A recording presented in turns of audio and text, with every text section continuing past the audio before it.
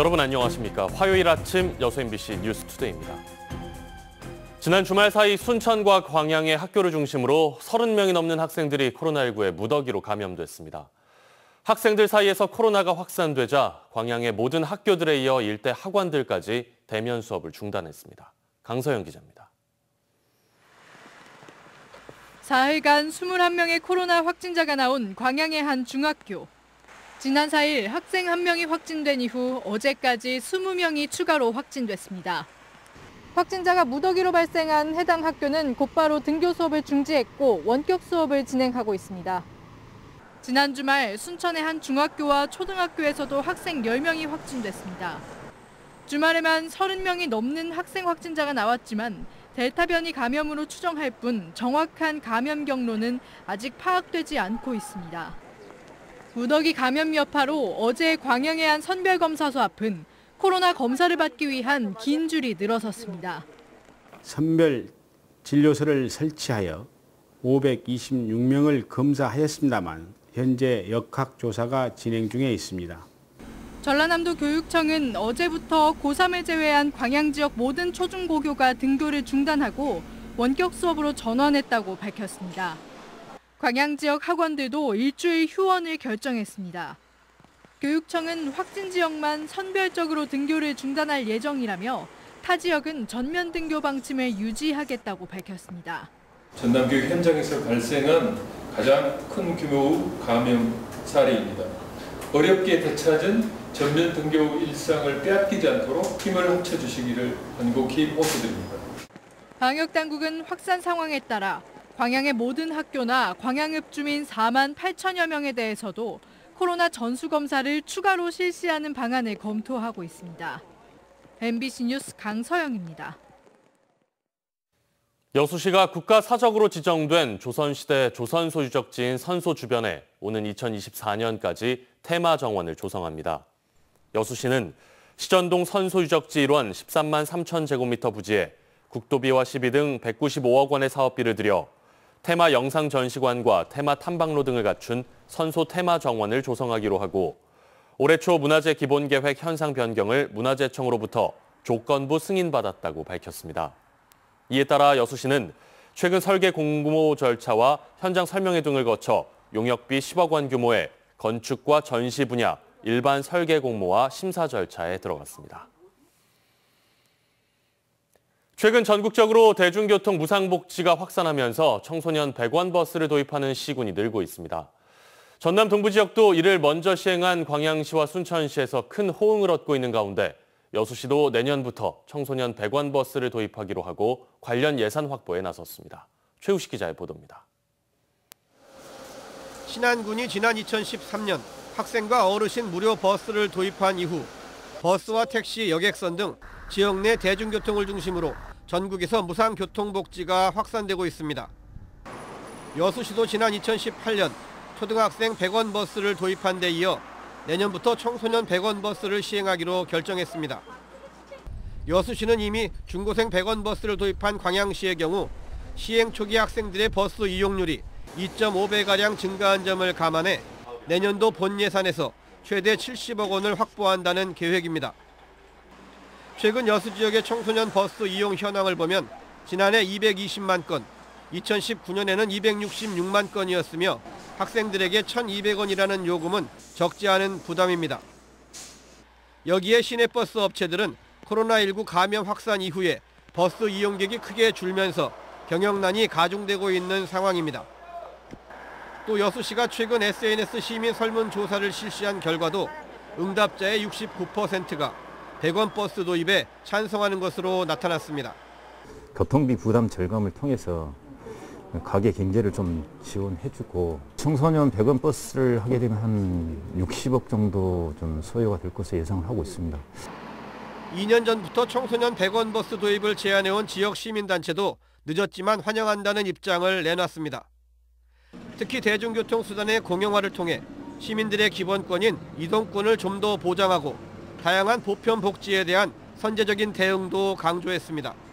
청소년 배역버스 같이 보편적 복지는 정지요건 개선 효과가 크기 때문에 제도 도입을 기대한 시민들은 많았을 거라고 생각하거든요. 이제는 그 대중교통 공공성을 강화할 방법을 좀 모색해야 될 때가 아닌가라는 생각도 듭니다. 전국적인 복지 시책의 확산 추세에 맞춰 여수시가 지역 시민단체의 오랜 제언을 시책에 반영함으로써 내년부터는 지역 청소년들의 교통비 부담도 크게 줄어들 전망입니다. MBC 뉴스 최우식입니다. 해마다 전남 지역 대학생들이 졸업 후에 다른 지역으로 떠나고 있습니다. 전남도 의회에서 청년들의 타 지역 유출과 또 학교 폭력 예방 대책 마련을 촉구하는 질의가 있었는데요. 김양훈 기자가 취재했습니다. 전남 지역 대학생들의 지역 잔류 비율이 감소하고 있습니다. 2016년 58%에 달했지만 2년 만에 39%까지 줄었습니다. 양질의 일자리가 적다 보니 지역대학 졸업생이 타 지역으로 이주하는 것으로 지역 경제 손실은 물론 인구 감소로까지 이어지고 있습니다. 전남도가 지역대학 총장들과 상생 협약을 가졌는데요. 구체적인 내용들이 아직은 없습니다. 고등학교 졸업생, 대학교 졸업생들이 지역에 정착할 수 있도록 인센티브라든가 장학금 지원 등 구체적인 정책들이 필요하다고 생각합니다. 전남도의회 도정질문에서는 4차 혁명 시대 신재생 에너지가 풍부한 전남이 데이터 센터 유치에 적극 나서야 한다는 주장도 제기됐습니다. 전담 조직 신설 등 전남도의 적극적인 행정이 필요해 보입니다. 갈등이 갈수록 격화되고 있는 여수 경도 개발 문제에 대해서도 의원들은 경도 개발 계획에 대한 전남도의 입장은 무엇인지, 관련 대책은 없는 것인지 쓴소리를 쏟아냈습니다. 전남 교육 문제에 대한 지적도 이어졌습니다. 최근 전남에서 잇따르고 있는 학교 폭력 사건과 관련해 의원들은 근본적인 예방 대책 마련을 촉구했습니다. 학교 폭력은 교육 당국의 소극적이고 매우 미온적인 대처 때문에 발생한다고 생각을 합니다. 교육 당국에서 철저하게 대비를 해서 대책을 강구하도록 해야 될 것 같습니다. 한편 이번 도정 질문에서는 전남 지역 독립운동 미서운자 발굴과 서운 신청 사업을 3.1운동뿐만 아니라 독립운동 전반으로 확대해야 한다는 제안도 나왔습니다. MBC 뉴스 김야훈입니다. 여수시가 여수 개항 100주년 기념 사업의 하나로 개항 100년사 발간에 들어갔습니다. 여수시는 오는 2023년 여수 개항 100주년을 앞두고 여수항의 가치와 지역사회 공헌도를 체계적으로 정리해서 재조명하고 향후 발전을 위한 기초 자료로 활용하기 위해 내년 3월까지 5천만 원의 사업비를 들여 이달 안에 여수 개항 100년사 발간 용역을 발주하기로 했습니다. 여수 개항 100년사는 1900년에서 2022년까지를 시간 범위로 정해 구항과 신항, 신북항과 국동항, 가망만 일원을 대상으로 개항 전후 상황과 기능, 인문사회 확적, 환경 변화, 향후 비전 등 여수항의 과거와 현재, 미래를 총망라하는 방대한 내용이 수록됩니다. 아슬아슬한 고개 운전을 하던 음주운전자가 택시 운전자와 경찰의 추격을 피해 도주하다가 인명피해가 발생하는 사고를 냈습니다. 이다현 기자가 취재했습니다. 지난 5일 새벽 1시 반쯤 광주 서구의 한 도로. 캄캄한 새벽에 전조등도 켜지 않은 승용차가 도로를 달립니다. 도로에서 급정거를 하거나 중앙선도 넘나들며 아슬아슬한 고개 운전을 합니다. 역주행한다! 역주행한다! 이 차량을 수상히 여긴 한 택시 운전사는 경찰에 신고하며 15분간 추격합니다. 음주예요, 음주! 흰색이요, 흰색, 네. 막다른 주차장에 들어선 차량. 신고를 받고 출동한 경찰과 시민들이 다가가는데 멈춰선 택시를 들이받는가 하면 다른 사람을 치고 그대로 도주합니다. 이미 얼굴로 표정은 제정신이 아니었어요. 눈도 다 풀려 있었고 계속 뭐가 막 불안한가 어수선하더라고요, 그 사람 자체가. 결국 얼마 지나지 않아 인근 교차로에서 신호를 위반해 다른 승용차를 들이받았습니다. 피해 차량에 타고 있던 2명은 부상을 입어 병원으로 옮겨졌고 가해 차량의 전면부도 완전히 구겨졌습니다. 주차장에서 달아난 운전자는 약 800m가량을 내달리다가 바로 이곳 고가도로 아래 지점에서 추가로 사고를 냈습니다. 경찰에 붙잡힌 20대 운전자는 조사 결과 면허 취소 수준의 만취 상태였습니다. 경찰은 이 운전자를 위험운전치상 등의 혐의로 입건하고 과거 음주운전 전력이 있는지 등 정확한 경위를 조사하고 있습니다. MBC 뉴스 이다현입니다.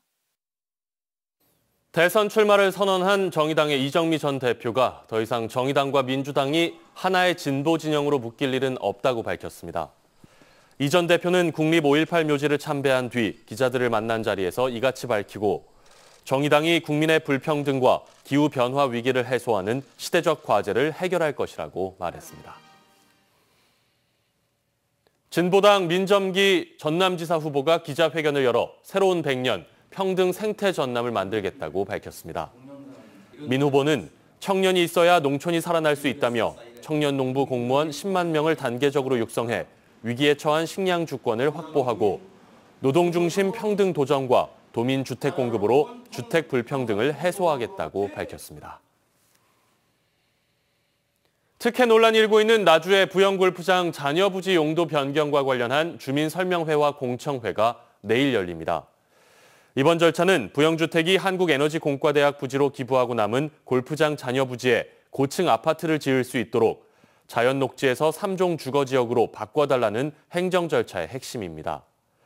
부영주택은 잔여 부지에 5천여 세대의 아파트를 짓겠다는 입장이지만 과도한 특혜라는 지적이 잇따르고 있습니다. 광양시가 내년 예산 편성을 위한 본격적인 행정 절차에 들어갔습니다. 광양시는 내년 예산 편성을 위해 추석 전까지 각 부서에 예산 요구서를 제출받아 주요 사업장 현장 확인과 예산 실무 심사 등을 거쳐 편성 작업을 마무리한 뒤 오는 11월 21일 시의회에 예산안을 제출할 예정입니다. 시는 코로나19 대응과 지역경제 회복을 위한 전략적, 확장적 예산 편성을 목표로 선택과 집중을 통해 재정 운용할 계획입니다. 광주시가 대변인 명의의 입장문을 내고 드라마의 학동사구역 붕괴 사고 장면을 사용한 SBS와 제작진에 강한 유감을 표시했습니다. 광주시는 입장문에서 붕괴 사고 현장 영상을 드라마에 사용한 것은 피해 당사자와 가족은 물론 광주 시민들을 힘들게 하는 부적절한 처사였다며 진정성 있는 사과와 재발 방지 대책을 촉구했습니다. 광양시가 추석 명절 종합 대책을 마련해 추진합니다. 광양시는 다가오는 추석 명절 연휴 기간 귀성객과 시민들의 생활 불편을 최소화하기 위해 코로나19 대응 방역과 진료체계 구축, 물가 안정 대책 등 7개 분야 31개 중점 과제를 선정하고 추진 방향과 세부 추진 계획을 마련해 추진할 예정입니다. 특히 추석 연휴 기간 종합 상황실을 중심으로 7개 분야 170여 명의 비상근무반을 편성해 24시간 운영하고 시 발주 공사 체불임금 해소를 위한 지도 감독도 강화할 예정입니다. 전라남도가 시각장애인용 광학 문자 판독기와 음성 증폭기 등 정보통신 보조기기를 장애인들에게 무상 임대하기로 했습니다. 이어서 날씨 정보 보시겠습니다.